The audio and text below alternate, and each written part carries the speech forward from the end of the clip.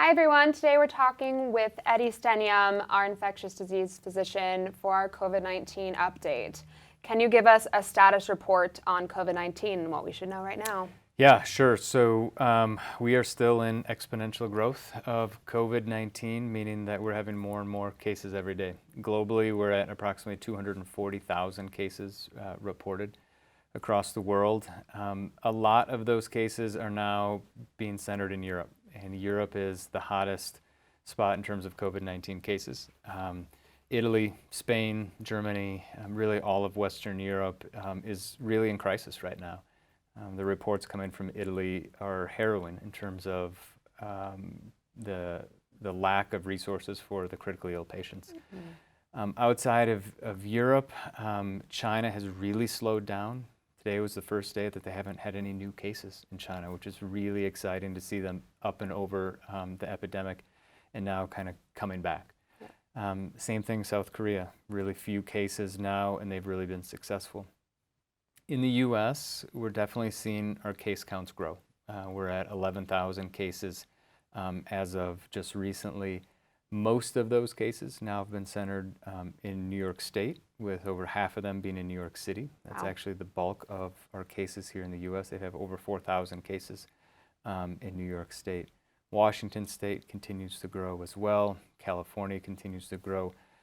But really, when you look at all the metropolitan centers, we're seeing case counts go up and up and up, partially due to testing coming online. So we're actually able to identify more cases now. But more of this is just that continued growth of COVID-19 across the U.S., really focused in our urban settings. Here in Salt Lake, we're up in over 70 cases now. Most of those cases have been identified in Salt Lake County and in Summit County, but we're having cases pop up all over. And so that's our current status, and we'll continue to follow that every day. And there's also been some new recent reports about the younger population. Can you kind of give us an update on that and what we should know with that? Right. So the CDC just published a report yesterday, really looking at the first 4,000 cases of COVID-19 in the U.S. And in particular, they focused on hospitalizations, the first 500 hospitalizations that they had data on. And they just looked at the distribution of age amongst those people that were hospitalized. And what they found was that 40% of the people that were hospitalized were between the ages of 20 and 54. Wow. And in particular, when you look at the age groups between 20 and 35, it was 20% of the people that were hospitalized. This came as a little bit of a shock to us because the data coming out of China and some of these other places really focused on the really low death rates in the younger population.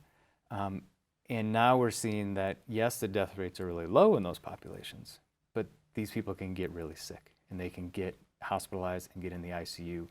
And they're making up about a fifth of the people hospitalized with this infection. So it really shows us that this is an infection that affects everybody. And the young people are not immune to this, and they can get really sick as well. So practicing social distancing is a huge thing with this generation. I know that there's been people who have not been practicing this, and now that this report is out, I feel like hopefully people take it a little bit more seriously, that just because you're younger doesn't mean you're not going to get it. Absolutely. I mean, we see reports every day on Instagram, on Twitter, about young people being out at bars or having house parties. That is the exact opposite of what we should be doing. Young people are at the core of this. We worry that, yes, most of them may have mild infection. Some are going to get severely ill, but those with mild infection, are they going to go and spread it when they're out at house parties, bars, concerts, whatever it might be? And then that spread is going to be in the older population. It's going to be in family members. It's going to be for grandparents, to people that are going to have really bad outcomes with this infection. And so we're calling on all young people to really do their part. Everybody has a role here, and we have to have everybody on board. If we have some groups out and gathering in large populations, it's not going to work. Yeah, so instead, have parties via FaceTime or Skype, hang out with your friends virtually, not in person for right now. We got this question that someone asked, is it true that someone with blood type A is more at risk for COVID-19? That's news to me. Okay.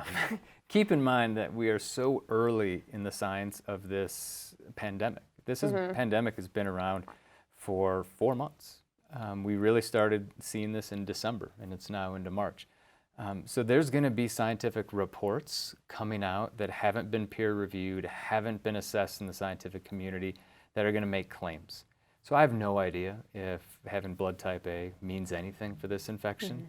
I can tell you people will be looking at it in months and years to come. But at this point, there's nothing to worry about in terms of what blood type you are. Same thing with pets. We've had questions about, can my dog or my cat get it? No, we don't think so. Dogs and cats have different viruses that they have. We certainly don't think that they're going to be susceptible to COVID-19. But again, science will have to catch up with us for this. Yeah, that's really important to note of where you're getting your information and research from. Make sure you're going to trusted sources that have been peer reviewed, and it's really been proven that that information is correct. There's a lot of false information out on the internet, and you really have to be careful in terms of what you read and what you believe, because it can be pretty distressing to see some of these reports and claims that may have absolutely zero scientific merit to them. So I'd say stick to sources that are credible. We'll keep you updated as we know more information in terms of the science of this, and just be cautious. Another question we received was, can I let my teenage daughter go to their friend's house for a couple of hours if I know that family has been vigilant in practicing social distancing? This is a tough question, and we get this question a lot, especially now that kids are home from school, and likely they're going to be home for a while. And kids are social people, and they thrive on that. And so we understand that you're not going to be able to have your kids all by yourself in the home for the next weeks to months. We understand that. I think it is important to talk to the parents of the house that they may be going to and understand what they've been doing to be socially isolated from their peers and their friends. I would say make sure that you keep gatherings to a minimum. We definitely don't want people together more than 10 people at a time. Ideally, you'd limit it as much as you can. We certainly know the reality of this. And so have that conversation with the parents, have an open conversation about it. If you're at all nervous, just say no, and try to keep the play dates to a minimum. Okay. Another question we just received is, can you contract COVID-19 more than once? Again, we don't know. We don't think so. We think, well, let me restate that. We think once you've been infected, likely you'll have immunity for a short period of time. And so if you were to get infected now, you likely wouldn't get COVID-19 again during the season. Whether or not that immunity lasts into next cold and flu season, we have no idea. And so again, we're way too early in the science to know, how effective is immunity in patients. But our belief is that it's probably going to be effective in the short term, but probably not in the long term. Okay. And another question we just received is, are pregnant women more susceptible to this virus? Yeah, that's a really good question, and the answer is we don't think so.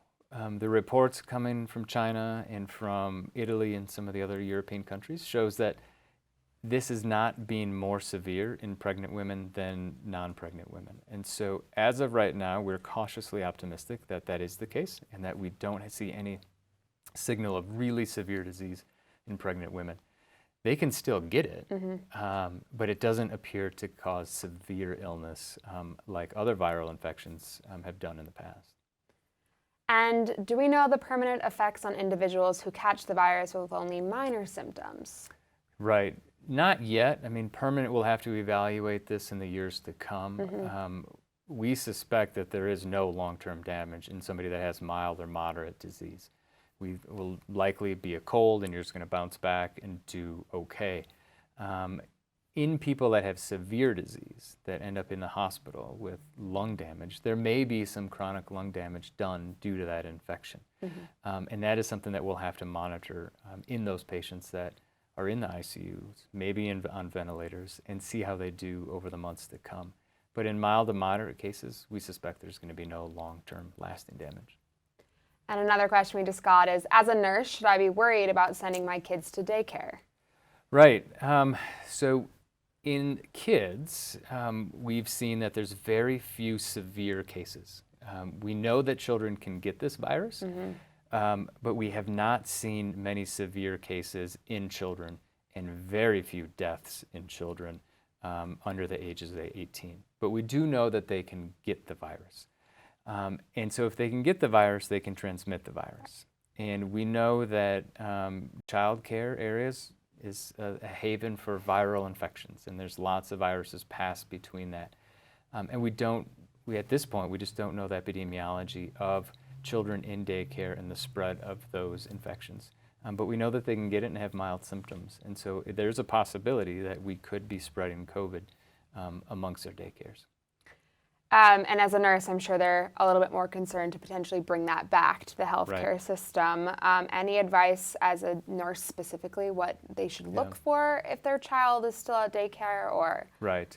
So the biggest thing for all healthcare workers, whether it's a nurse or a physician or a lab tech or environmental engineering, is don't come to work if you're sick. Okay. So if you have symptoms, particularly symptoms of COVID-19, cough, shortness of breath, fever, absolutely 100% don't go to work. Call your supervisor, call employee health, let them know. And in many cases, we prioritize those patients in getting tested. And so if you're a healthcare worker, we want you at work safe and healthy, and we don't want you at work with COVID-19 and potentially spreading it to our patients. And so in those instances, we'll prioritize them to get them tested to ensure that they're negative before they come back to work. That makes sense. Another question we just got is, how does family distancing work if a family member gets COVID-19? Right. So how does home quarantine work in somebody that has potentially a large family? Yeah. It's hard. It's absolutely hard. Ideally, and this is based off of CDC guidelines, ideally you have that infected person be quarantined essentially to one room. Try to limit the contact that person has to the rest of the house. Try to limit contact with other family members for that person. And then it's also really good cleaning in the house. So multiple times a day, cleaning countertops and railings and places where that virus can transmit. And again, really good hand hygiene throughout all of that. And then what we are telling people is that you can come out of quarantine under the discretion of public health if you've had 7 days past and also have been afebrile for 3 days. But we will work with people that are positive to help them in that transition. So if you come into one of our facilities and are tested positive, our team will call and contact the family and work through that exact scenario to tell you what exactly you should be doing and how to limit yourself in terms of contacting with your family. And what precautions should healthcare workers take to be safe? Yeah, we've spent a lot of time in developing what's called our personal protection equipment, or PPE, in the hospital. And we've spent and have worked considerably with the CDC and other state health departments to put these together.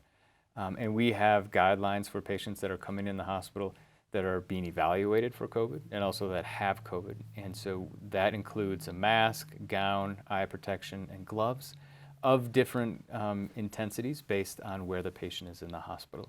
And so it's really important for all our healthcare workers to follow those guidelines that are in place for patients that are under evaluation and have COVID-19. Yeah. Another question we just received is, how worried should someone with asthma be if they test positive? Right. We know that the people that have severe disease that end up in the hospital, most of them have comorbidities. And asthma is a comorbidity that could potentially lead to severe disease. And severe disease, we're just defining it as having to be hospitalized. So yes, you are probably at higher risk than somebody that doesn't have asthma, but you're probably not as high a risk as, say, somebody that has severe COPD or emphysema. And so it likely puts you at a higher risk, but not that much higher than severe lung disease. Okay. But yeah, it would be counted as a comorbidity that could put them at higher risk. Well, thank you so much for chatting with us today. If you guys have any more questions related to COVID-19, you could leave them in the Facebook Live below, and we'll get to your answers later. If you have questions or comments, concerns specific to COVID-19 and would like to talk to someone, you can call the COVID-19 hotline at 844-442-5224. Thanks, everyone.